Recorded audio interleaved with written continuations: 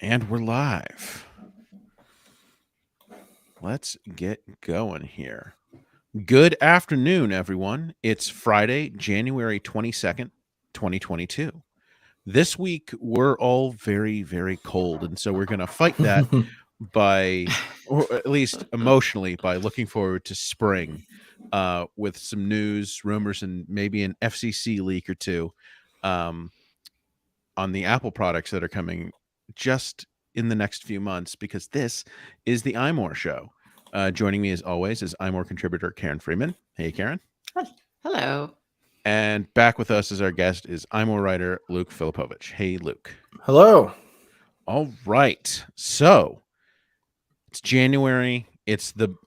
I would say it's the fair middle of the Apple kind of lull of things, but we do have some stuff to talk about because we finally have some expectations for what we're going to see this spring. Obviously, there's the iPhone SE, and this week we got just a little bit of peek that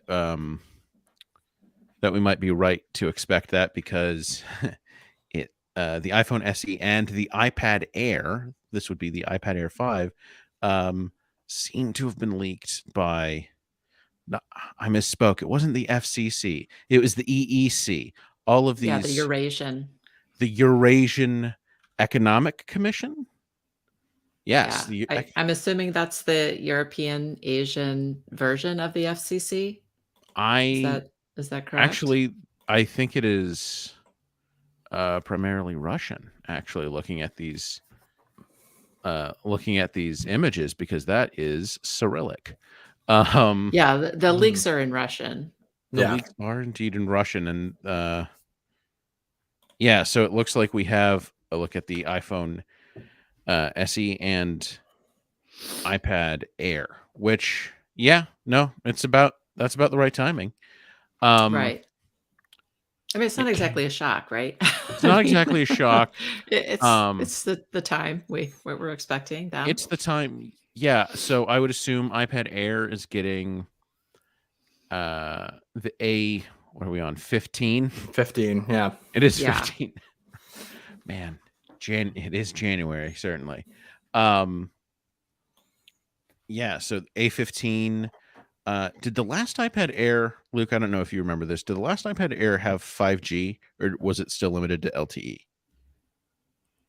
I don't think it had 5G. I'd have to double check that, but I'm pretty sure it didn't. Yeah. If not, then this would be the year for 5G to come lower down the line to Apple's devices, because Karen, as we've talked about previously, the iPhone SE, which also shows up in these charts, is also expected to have 5G, and 5G, also an A15, and then pretty much nothing else new. I would expect that it's the same story for both of these devices. Yeah, certainly not necessarily iPads for any of us, or iPhones for any of us, but definitely if you've been waiting to upgrade your iPad Air, it seems like March or April will be the time. I think we've had rumors that there will be an event now in April. So, yeah. Luke, is there anything from this that you're hearing about for this spring that you're excited to see from Apple? I guess it has been a while since we've had a new iPad Air. I'm assuming along with 5G, it'll probably also get center stage, because the iPad Air the current iPad Air doesn't have that. That came out afterwards. For sure. And I like center stage. I think it's cool. I think it's a nice feature, especially for people who are using that as a FaceTime device or things like that. So I think it probably won't be a crazy update. It won't be insane. There won't be any probably new huge features, but I think with center stage and 5G, I think the iPad Air it'll kind of put it rightly, sort of, now that the mini has come out. It'll kind of put that, although obviously the mini, there's size considerations to be had when people are looking at that specific device, but I think it'll probably put the iPad Air kind of rightfully back in like where it belongs in the lineup, because the iPad Air is now the oldest iPad, the oldest iPad model. So it's definitely due for a bit of an upgrade. I think from everything we're hearing about the iPhone SE, it seems it's just going to be mainly like a 5G update and not much else, which is probably accurate. So a little camera boost, maybe. Yeah, maybe. And then perhaps a slight processor boost, but I don't even know if that's happening. So we'll see. I mean, I've heard it might be still the A14. Yeah, chip, really. So is that right? I had not heard that. I saw it somewhere. Yeah. Well, I think it's interesting that you say that, because for the longest time, and I say the longest time, even though it went, multiple years between refreshes for both devices, but the iPad Air and the iPad Mini have been kind of spec for spec the same, except for, obvious things like screen size and battery. Yeah. But they've had the same chip and they've had the same storage sizes. And after the iPad Air 4 came out in 2020, that was no longer true. And then the iPad Mini came out last year, and it has a better chip in that. Just to clarify, I was talking about the iPhone SE. Oh, the iPhone still SE, having the sorry. A14. The iPad Air should definitely have the A15. Yeah. I was a little, I'll be honest, a little concerned when I was thinking about the iPad Air. I don't know why it struck me as odd that the iPad Air would come out in spring, except to say that the last version, or I guess I would say the current version, the iPad Air 4, came out in, I think it was October of 2020. Yeah, that sounds right. Yeah, it was definitely like late in 2020. It was September. It was announced in September. I'm trying to remember if it actually came out in October.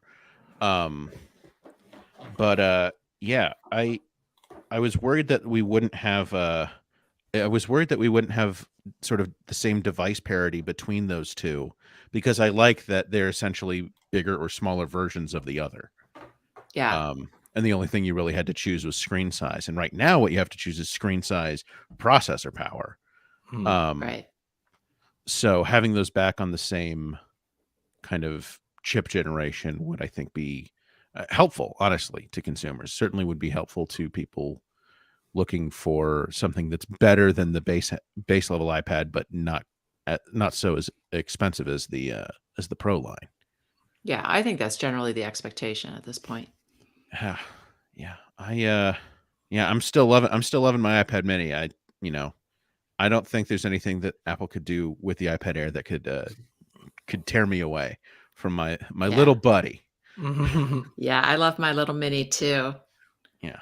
It's so tiny and light. I mean, it weighs like almost nothing. I don't want to go back to a big iPad.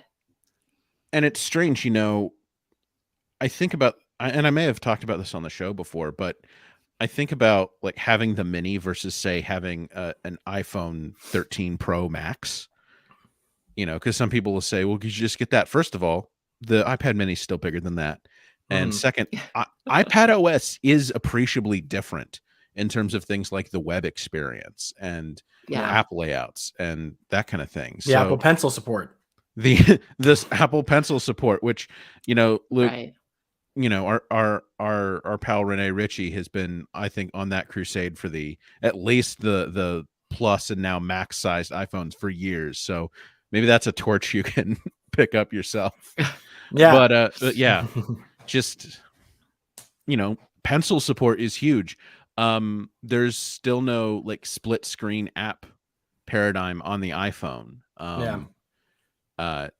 There's probably never going to be a slide over app paradigm on the iPhone, because why would there be? That's something that shouldn't be the iPhone, because it doesn't make sense. That's just called switching to a different app at that point.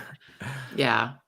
But I feel like the people who think that getting an iPhone, Max, whatever, 13 Max, I guess, would be the newest one. But people who think getting the biggest iPhone and getting the smallest iPad are the same thing, I feel like haven't experienced either of those things side by side, at least.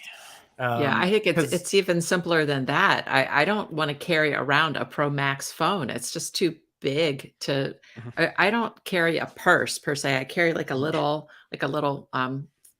waist bag, and I don't want to be stuffing a ginormous phone into there. I don't need that size screen for day to day stuff. I use my iPad Mini for reading books and watching videos, not Mhm. texting people and just daily stuff. So Yeah, when it comes to the anything that isn't content consumption on the iPad Mini, it's always incidental. It's never the purpose. Like right, if I'm watching, say, a YouTube video on my iPad Mini and my sister texts me, I'll answer right, there because I can. But sure. yeah, Scott C, you and me both. Scott C Mhm. in the comments, he wants an iPhone 14 Mini if they make it. Yep, me too. But it doesn't sound like they are. You can do 5 iPhones that's fine. It's only one more than 4. We're already at 4. You Yeah. do Yeah. 5? I mean, if they came out with a 14 Pro Mini, I'd be all over it. Ooh, Pro Mini. There we go. That's Yeah, the dream. but 6 iPhones. Apple's not gonna do that. Let's go for for 6 iPhones. Do that. Fully, yeah, Not gonna 3 happen, but models per line. That's I mean, honestly, I would be thrilled to see that, and I think it would be absolutely wild. But Karen, you're right. They're not going to do that. No, not a chance. I think Apple does value simplicity. I still almost feel like the even the fact that they do multiple sizes of iPhones is something they do almost begrudgingly. You know, yeah. Yeah. like they Yeah. wish that the iPhone. I mean, I'm sure they love being able to charge $1,000 for a new iPhone, but Mhm. for simplicity's sake, as a company, I wouldn't be surprised if Apple thinks that or wishes that the iPhone 14 is all they needed. Yeah, or maybe like 2, like just a regular and a Pro. Yeah, Yeah, 14 and I 14 think Pro. I think they're definitely okay with having, some more pro features. Specifically, it seems to be cameras these years, um, that are kind of like, gatekeepered for that slightly more expensive kind of pro experience. But I I kind of believe that Apple, if they think they could, they would maybe get rid of the Max and the Pro and just make them and the Pro and just make them one device. I don't know if that would mean that they would be like somewhere in the middle size wise or whatever. But the fact of the matter is, some people really hate the Max size of phones, but some people really like the Max size of phones. So Yeah. as long as there's those two distinct audiences and both those phones are selling, then Apple doesn't have much I Yeah. inclination to really change it. No, I'm Apple's going where the money is. Yeah. I'm very curious about the supposed, iPhone 14 Max, not the Pro Max, but the 14 Max. The one Yeah. that'll probably start at what, like $899. That will be as big as the Pro Max, but made of aluminum with 2 cameras. Um, a much lower starting price. I'm curious to see if that eats up any of the Pro Maxes. Yeah. Uh, It might. It because might. I feel like there has to be a decent chunk of people that go for the Pro Max because of the screen size and not because of things like the camera. Mhm. Yeah. But I wonder really who is the target audience for a Max phone that's not Pro? Do you think it's like gamers, like I, people who want to play games on their phone? Because I like think influencers and creators, like they're gonna want the big phone, but they're also gonna want the best camera. so. I think it's people. So I think we saw this a few years ago, or, actually, 5 or 6 years ago now, when bigger phones were really starting to dominate the tech conversation, as it were. Back when we might have still called them phablets, which, Mhm. Yeah. God, Oh, what a word that I'm what glad a died out. horrible word. I'm glad that went out of Uh, style. but I I think it's forgot about that. Jeez. yeah. I never forget. I'm a literal elephant, in a He human doesn't. suit. But I think it's people who, for whom the phone is the primary computer.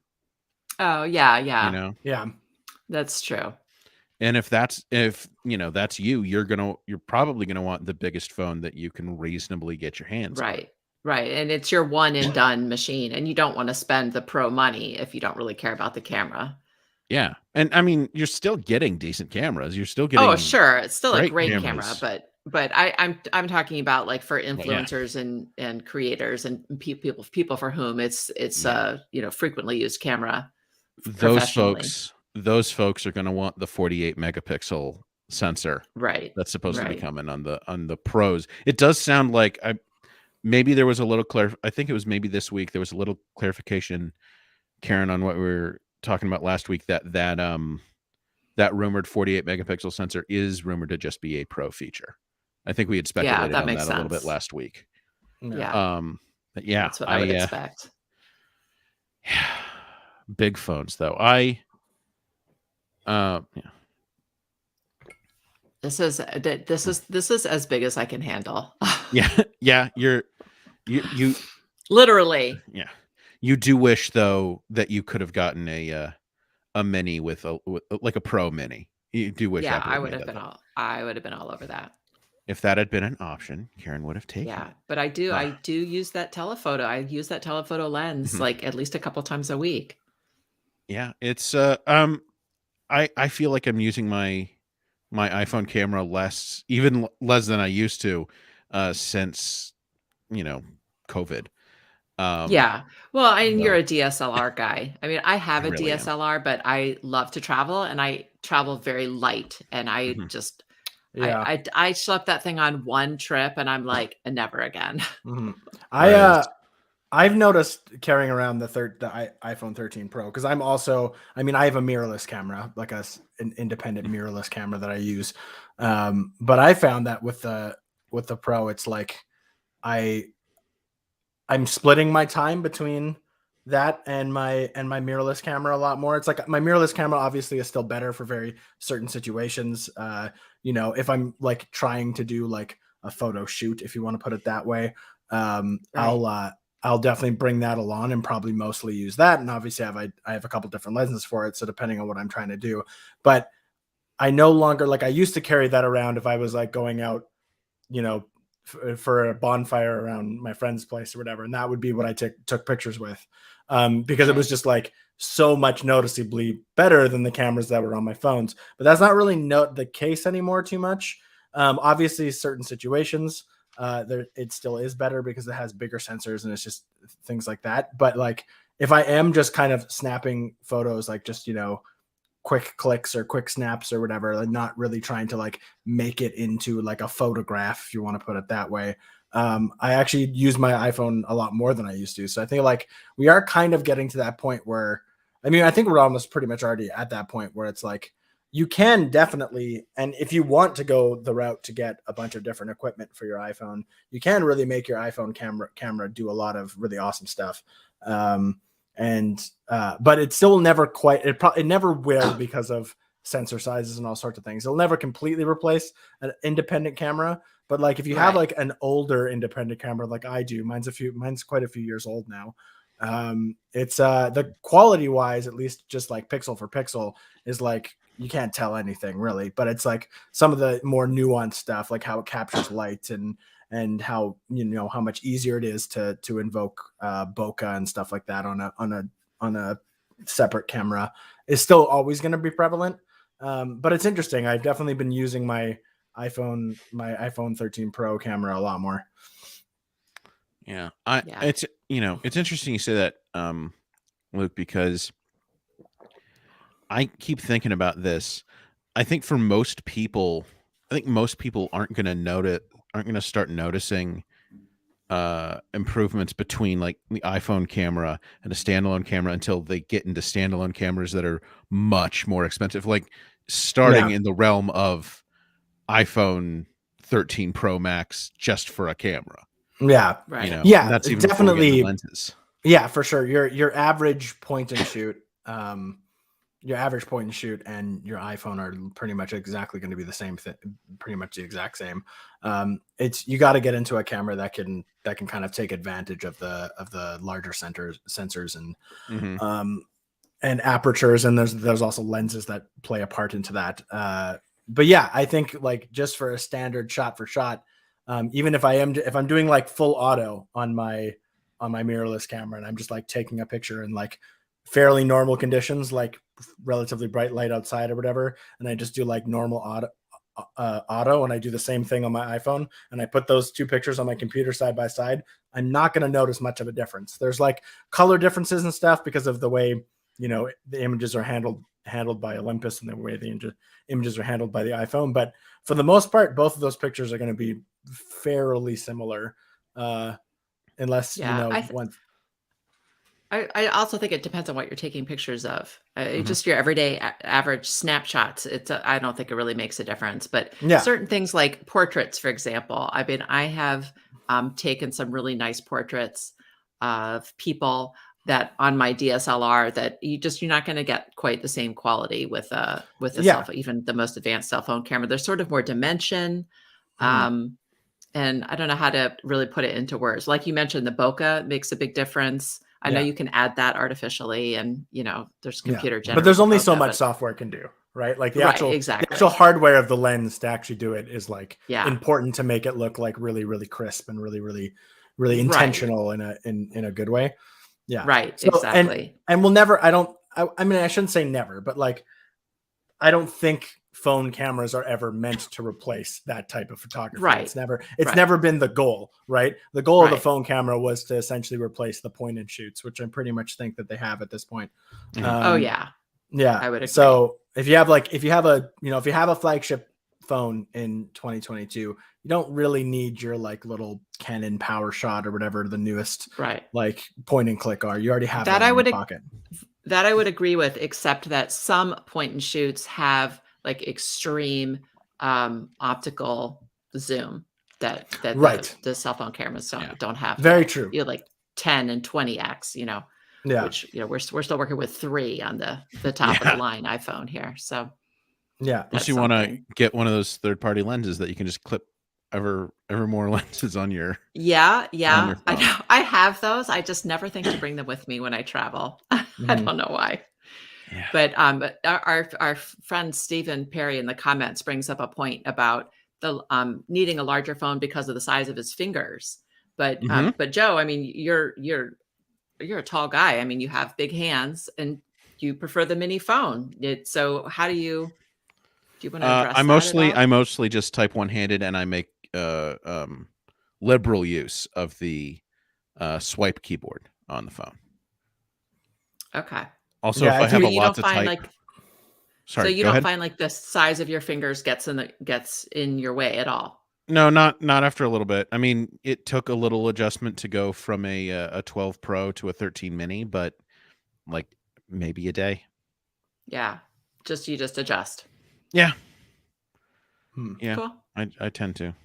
I was gonna say for typing, I feel like you have to get used to it, especially if you're not used to it. But the swipe keyboard, I think, helps a lot from like fat finger syndrome, if you want to call it that.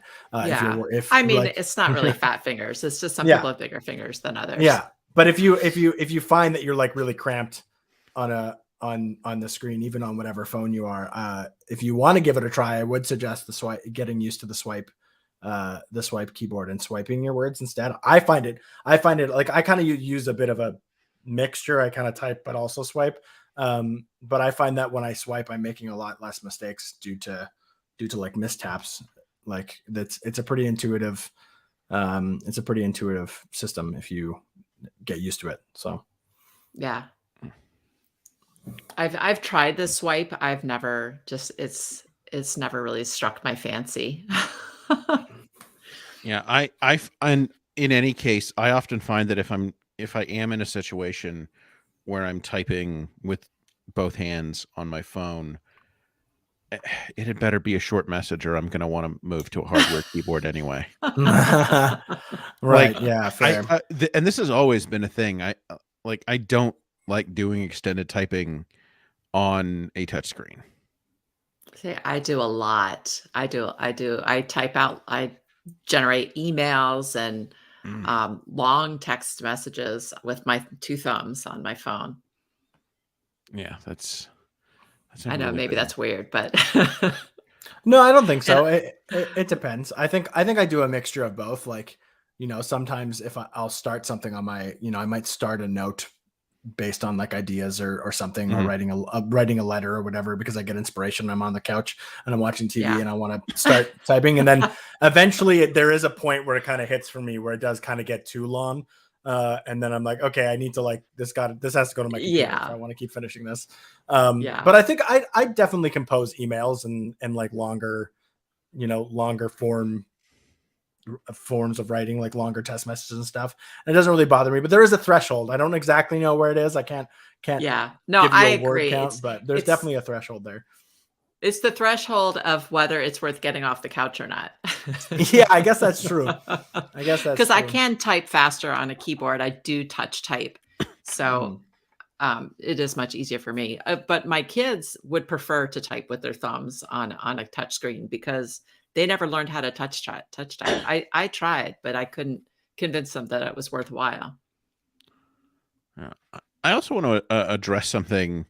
Going back to the rumors for the spring, really quick, about the Yeah. iPhone SE3. There were, I guess, supposed dummy units Oh yeah. that showed up this week, and to which I have to ask, folks, what's the point of that? What are we doing What here? dummy units? Oh, for Yeah, cases. well, okay, no, but what's the point of like leaking them? I guess is my question, For because clicks. I guess Yeah. it's I Clicks. suppose you're right, but it's the iPhone SE. It's gonna look like the iPhone 8, just like the last one did. Yeah. I know people were all up in arms because there was no visible home button on the dummy. And I'm like, it's just not on the dummy. That doesn't mean it's not going to be on the phone. Yeah, they don't Like need you the don't home button. They don't you need don't the need home the button home for. button in order to make a case. You know? I mean, you have to be making a very specialized case if you need that. Right. One of those like front to back cases or with the Yeah, that's like built-in super touchscreen and sealed, but you still have to make the right. the thing visible. I think we saw like a Catalyst case, I guess. I don't actually know if Catalyst makes cases for the iPhone SE. Um, I've only ever used them with the current set of iPhones with Face ID. Yeah. Yeah. All My right. guess is that they would. I don't know for sure. My guess is that they Yeah, would. I feel like most case companies pretty much make cases for every phone out there. you got it right. Yeah. Actually, it's not true. When I had the iPhone 12 mini, there were some cases that I wanted to review, and they were not available in the mini size at all. Like big Okay, so name not case every iPhone out companies. there. All right. The That's fair. iPhones Yeah. that sell well. Yeah, I guess that's Yeah. true. I suppose that's true. I guess I just kind of thought. Well, I guess the other thing is the iPhone SE is literally the same form factor as like an iPhone 8 or an iPhone 7. So if they have old Right. cases in their lineup Right. still If they that are have for those old cases, cases. yeah, I like think companies that are making new cases do not necessarily include that in their lineup. for example, just a quick look. Catalyst does make an iPhone 8 and 7 case, which should Right. fit It's the probably iPhone an SE. old case though. Yeah, Yeah, But little I'm saying 7 I've right there. reviewed some newer cases that do not come in that size. yeah, fair. I mean, eventually you would think, since people aren't buying new iPhone 8s and iPhone 7s, clearly the demand has gone down, even if is the iPhone SE. So, Right. but it'll all depend. Yeah, it'll all depend on the company. I think a lot of them do, but there's also a lot that probably don't because they just focus on the newest flagships and that's what makes the most money. And they just Right. churn out the new cases every time a new phone comes out, right? So, Sure. All right. Sure. Before we move on, Karen, why don't you tell us about this week's sponsor? Yes. We have Capital One. Have you ever hit a technical snafu shopping online? Has filling out payment field given you a headache? Has a mobile banking app even been down when you wanted to use it? Capital One believes everyone deserves better banking. This means easier access to their money and more security. That's why Capital One is investing in machine learning. Machine learning allows Capital One to do things like fight fraud with random forests. Models quickly detect suspicious activity and make it faster to alert federal investigators. Identify how mobile app outages happen with causal models. Keeping our mobile app up and running doesn't happen by accident. Anomaly detection and incident response help determine why app outages happen so engineers can quickly remedy them. Speed up online shopping with machine learning at the edge. Make shopping with virtual card numbers smoother and more secure. This technology is based on logistic regression models and running inference in the browser. It identifies payment fields, which helps make using virtual card numbers easier and faster. The potential of machine learning is so big. See how Capital One is using machine learning to create the future of banking. Search machine learning at Capital One. Capital One, what's in your wallet? All right. Thank you, Karen. So let's talk Mac. I think we're expecting at least one new Mac this spring. Might be the MacBook Air with an M2. But looking a little later in the year, we're going past spring and into summer. We're getting warmer. Then maybe we're getting a little cooler because we're heading into fall and winter again. The Mac Pro. We've got a rumor about the Mac Pro. So we're expecting a lot from Mac this year because it's supposed to be the end of the Apple Silicon transition for Macs.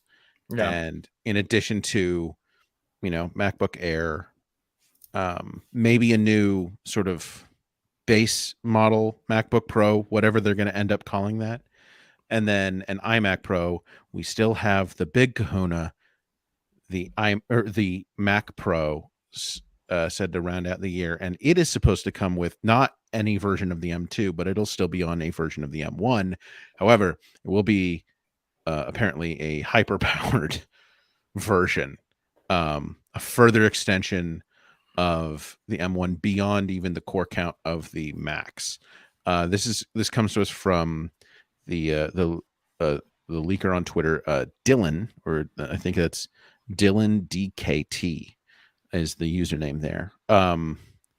Says Apple Silicon transition will end by Q4 of 2022. The Mac Pro will be the last device to be replaced. The Mac Pro's processor will not be an extension of the M2. The processor of the Mac Pro will instead be a further extension of the M1 beyond the cores of the M1 Max. So why do you think? So why is it that instead of an M2? Yes. So that's a good question.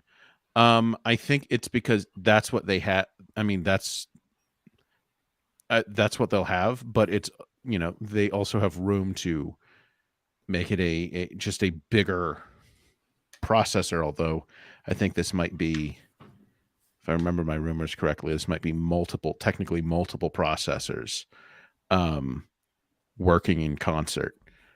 Because they will have been making them for over a year at that point, and maybe they think they'll have plenty of supply where they might not think they're ready to debut the M2 Pro and M2 Max and whatever they end up calling this super chip.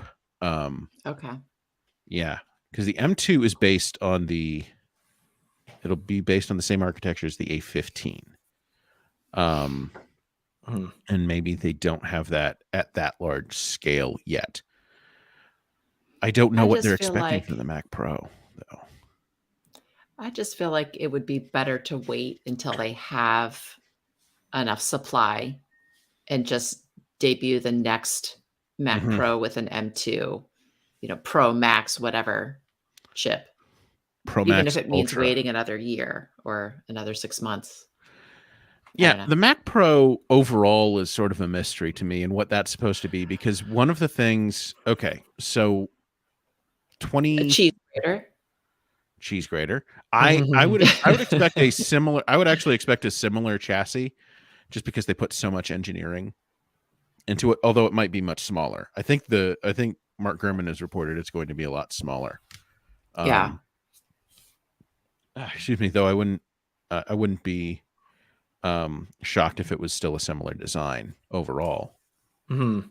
But the question I have about the Mac Pro is it's obviously a very specialized device, high-end development, that kind of stuff. Yeah. And one of the things that Apple touts with the current Mac Pro is its expandability. You've got those those giant cards that you can buy for like, you know, at least starting at like $2,000 a pop. And you've got, so I mean, that's the other thing that this super chip will enable is a lot more RAM, because I think right now you can get a terabyte, maybe a terabyte and a half of RAM in the Mac Pro. And yeah, the current chips can't go that high. But I'm curious about the expandability story of the Mac Pro, or even if there is one once it moves over to the M1 architecture, because everything's integrated on the chip, including graphics processing. Will it need that stuff? Will we still have things like afterburner cards? I don't know. I know. I feel like it's going to be a hard sell to sell the Mac Pro with an M1 variation chip when there's an M2 MacBook Air, perhaps, or something like that. Well, for people with so for people who are, let me put it to you this way.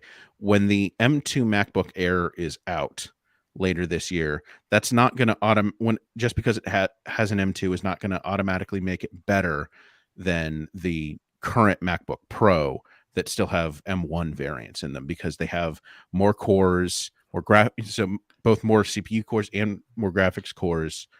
The individual cores might be slower, but there are just so many more of them, and that's going Right. to be similar for the Mac Pro. And the people who need the higher core counts the people who will get the Mac Pro need the higher core counts rather than fewer faster cores. Right. I know. I guess what I'm saying is I think it's going to be tough for people to understand why they should be buying a brand new multi-$1,000 computer that has an older chipset than like the cheapest bottom of the line laptop. I think it probably has a lot to do with I think it's probably going to come down to the fact that the people who are going to buy the Mac Pro, who need that level of computer, they're going to understand the trade-offs, and I don't think they'll be that worried about them. Yeah, and and I think I don't think they'll have to. I don't think they're going to have to worry that in like 3 or 6 months that Apple will come out with a new Mac Pro that has that chip, because whatever this chip is going to be, it's probably going to be exclusive to the Mac Pro. Yeah, the Mac, like as it already is, any Mac Pro that has ever come out, like trash can, the cheese grater, anything, it's always been a pretty niche device, right? Like it's for a very small subsequent part of Apple's kind of overall computing audience. And For I sure.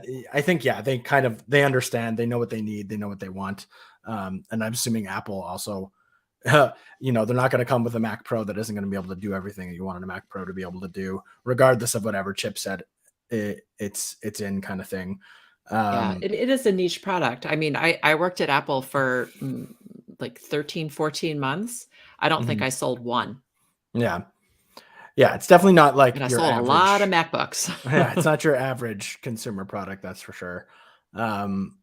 Yeah, I kind of agree with you, Joe, though. I'm curious what to expect from the Mac Pro, other than just being,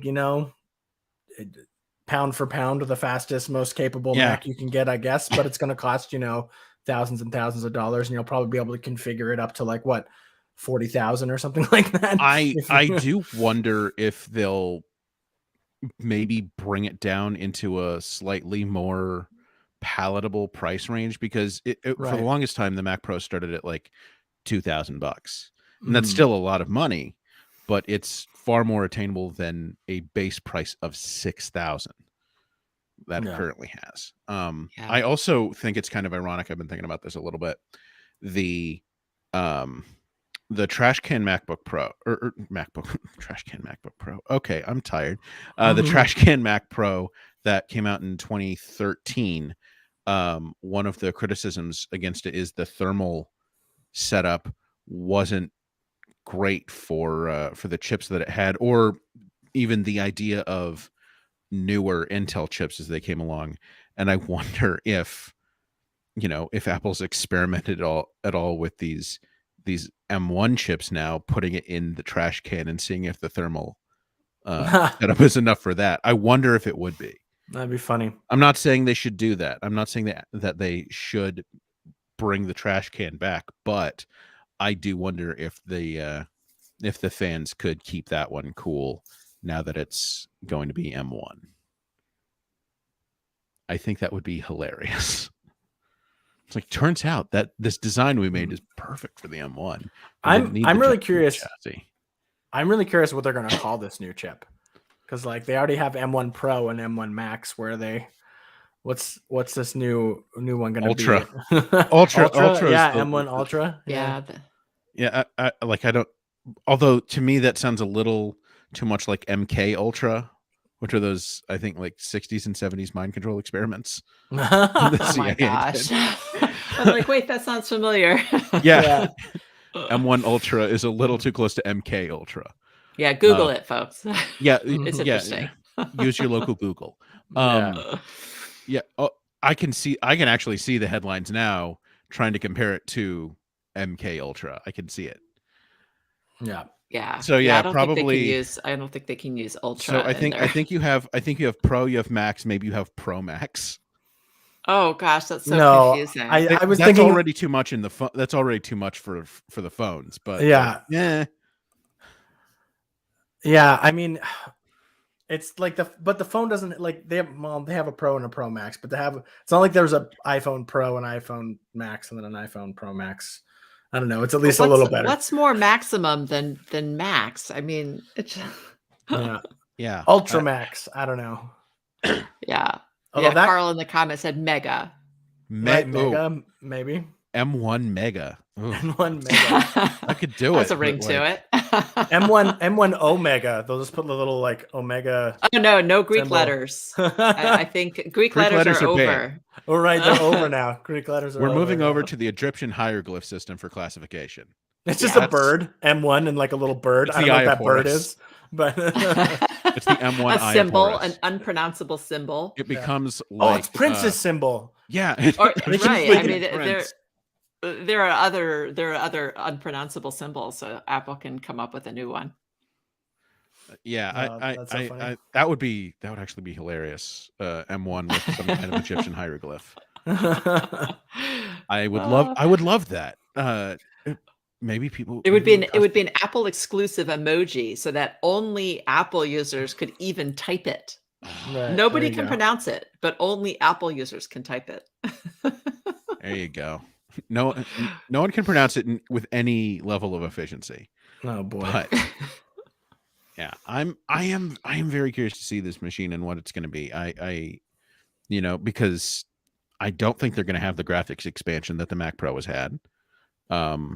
Because I think Apple's going to say that its graphics cores are enough.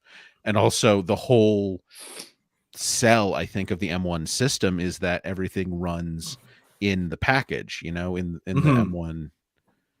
On the M1 chip, you've got CPU, GPU, RAM, all of it. So yeah, I really don't know what this machine's going to be. It's easier to imagine things like the iMac Pro, as it were, but yeah. I mean, I think what these users want is just a more efficient, faster machine to get their videos uploaded or whatever it is. Yeah, because that's often the bottleneck in creators' work is waiting for videos to. So I think it'll do that better. Yeah, I am. That is the one I want to see the most this year. There are other computers that I would probably buy first, like an updated Mac Mini, maybe an iMac Pro, but I'm really want to see that Mac Pro, what that's going to be, because it'll also mean that's the end, right? I think Dylan is right that it is going to be the end. That doesn't shock me, because it's also the one that's least in need of the transition too. Yeah. But yeah, this looking at this spring, we're probably going to see the MacBook Air. I don't know if we'll see an updated, larger iMac this spring. Maybe we'll have to wait until, I guess it'll still technically be spring, but maybe we'll have to wait till June and WWDC for that. Yeah, I am interested. Karen, you don't have any M1 Max yet, right? I do not. I Do you have think my MacBook Pro is like, I guess, 4 years oldish at this point. so? Would you say you're like looking, or is this not yet the time for you? Not, I mean, I'm always kind of looking in the back of my mind just in case I suddenly have some insurmountable problem with my MacBook Pro or expensive repair because I Mhm. Right. think I am out of AppleCare by now. So I always kind of have in the back of my mind what if I needed a quick replacement, what I would get. So I am interested in the to see what they do with the MacBook Air this year because that might be the way that I would go. And the current rumor is a completely new design as well as colors. You Yeah, hoping I'm all for about purple? colors. Oh, Mhm. 100% hoping for purple. I would also go for pink or even like a rose gold if it's a pretty shade. But the main thing is portability because, like I said, um, as the years go on and things open up more, I plan to do more and more of my job on the road. So Hmm. the less I have to carry, the lighter my backpack can be, the better. Yeah. Yeah. And Luke, you have so you're, I think, probably not in the market because you have the M1 iMac. Yeah. Which I How's love. that? So you've had that for what, about 6 months or so? Yeah, I Now? guess since it came out in May, June. Why can't Yeah, I remember? but it took a July. little. I It took a remember while. the saga. It took a little while for you to get your hands on it. Yeah, yeah. How's Because that? How's that held up? really I'm well. curious. Like it definitely does everything I need it to do. I do, I even game on it now. Like I've never really done a lot of Mac gaming, but I'm playing through Baldur's Gate 3 right now. Yeah. Hmm. With it, and it runs pretty dang smooth. So I'm pretty happy with it. Like and I've always liked the all-in-ones. Like I've always liked the iMac all-in-ones. I just like Hmm. I've always liked the design. I've always liked the aesthetic of just having this one thing and not having to worry about like a tower and a monitor and all that sort of stuff. Yeah, so I would say like I don't think I'll need it or want to even go out and buy it, but I am curious if they do eventually launch like an iMac Pro.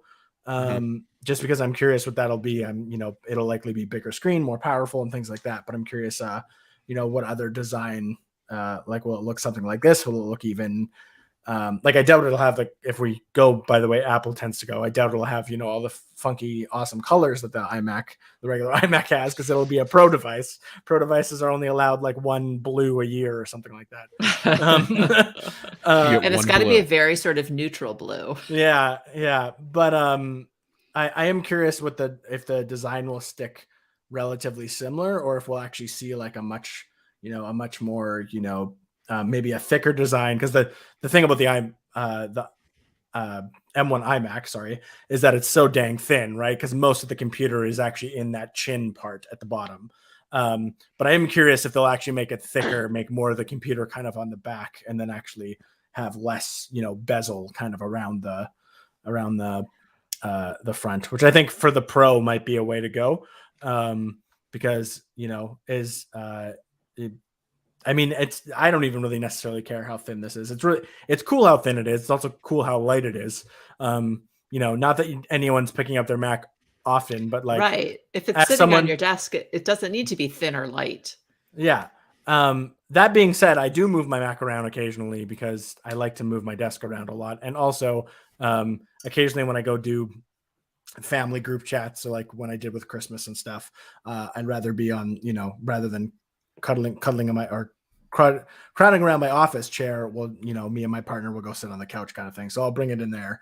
And it's nice to be able to like really easily pick it up and just move it. It's super light. It's cool. But like for an iMac Pro, I think it might make more sense to make it a bit thicker and make more of the computer there than have like all the computer at the chin. So I'd be really interested just to see what that is. I don't think I'd like run out and go get one. I don't think I need one. I think what I have now is definitely going to be sufficient for quite a few years. I'm curious if an iMac Pro comes out. I'm hoping it does at some point, because I got to say, I appreciate now that it doesn't necessarily need to be as thin as light as it as thin and light as it is, but I do appreciate that the iMac is as thin as it looks like it could be from the front.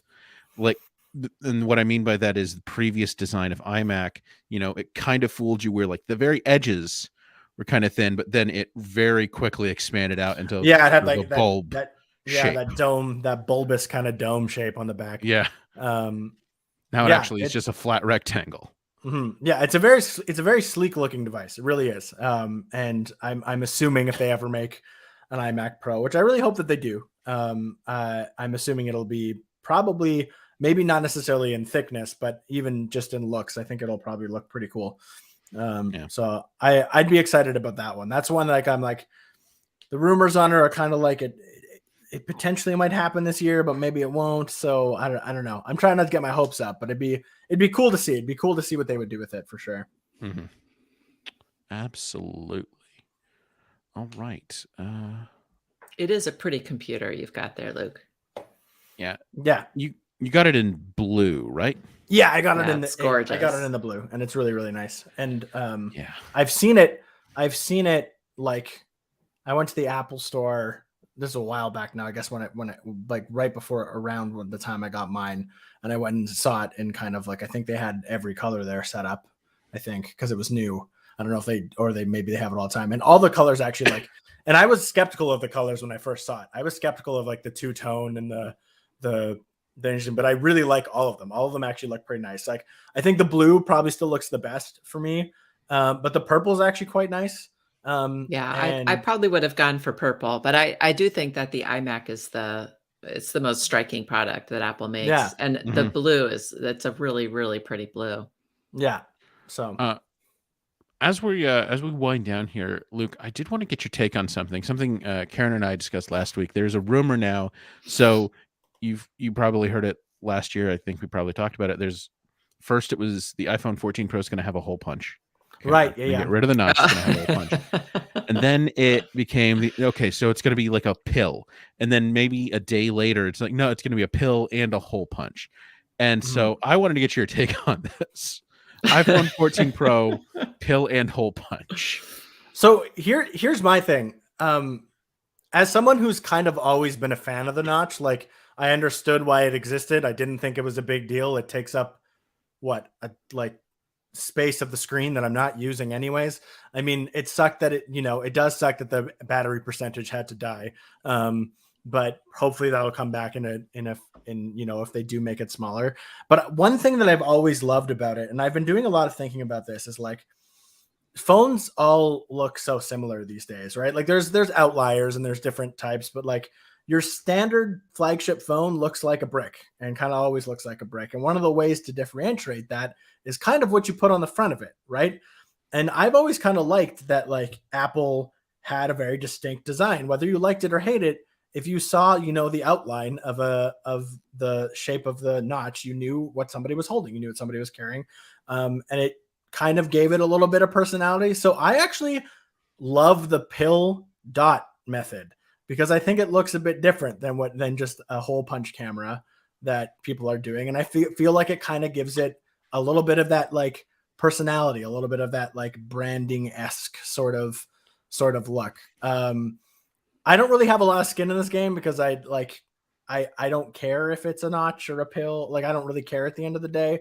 But I guess like my biggest thing is like, I would like it to stand out in some way. And I feel like out of all the designs we've seen so far, that pill with the little like hole punch beside it, kind of like, it looks like a little happy exclamation mark or something. Like, I don't know. It looks a little. That's a fun way to think of it. Yeah, it looks like a little guy or something. Like, I don't know.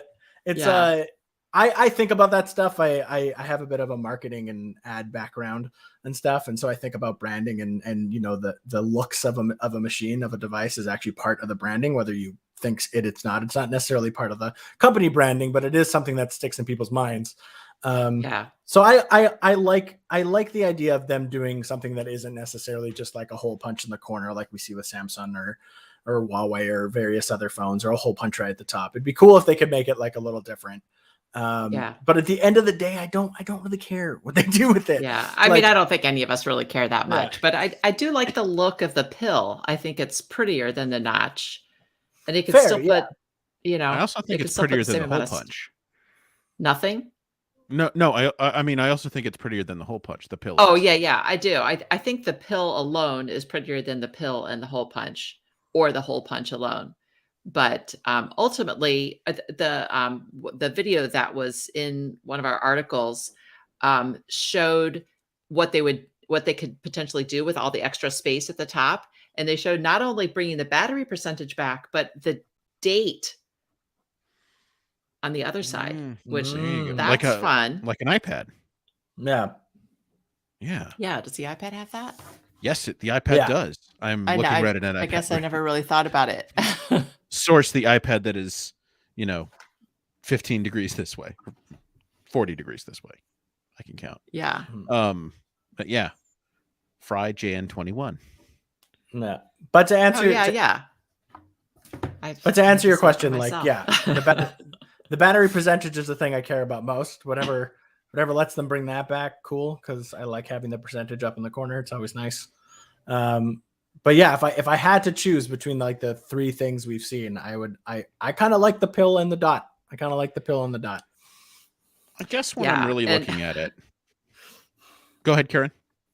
Oh, I was going to say, Mike asked in the comments, asked why not like a heart or an octagon? And the reason is it needs to be something, oblong, or else it's gonna take up too much space in the screen.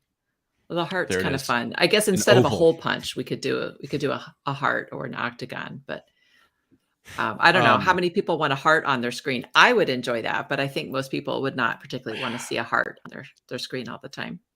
If it was, I don't know why, but I could easier. I was gonna say I don't. Yeah, I don't know why, but I could see like Huawei or like Xiaomi making a phone with a little heart hole punch at some point. Just what if you could choose? Like you could like go in settings and make your hole punch a heart or an octagon or a square or whatever shape you like. I was going to say, if it was more feasible, I'd love to see Apple offer, like they offer engraving, offer custom hole punches. That'd be fun. Of course, if you just have a hole punch, you can literally make your wallpaper, make that any shape you wanted it to be. Mm-hmm. Do you know what I mean? Like you could just have a wallpaper that has a heart cut out around the hole punch, and then boom, you have a heart hole punch. Yeah. Mm-hmm. All right. We have come down to the end of our hour, everybody. I want to say thanks to everyone who joined us in the comments. It's great to see everybody there and commenting away.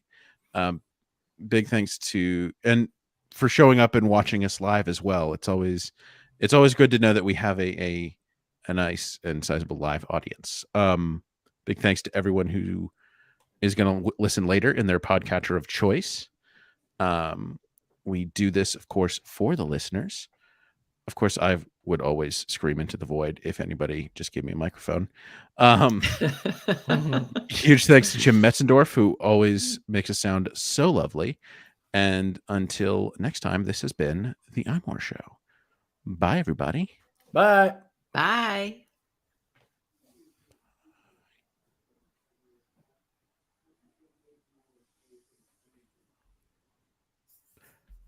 If it ever lets us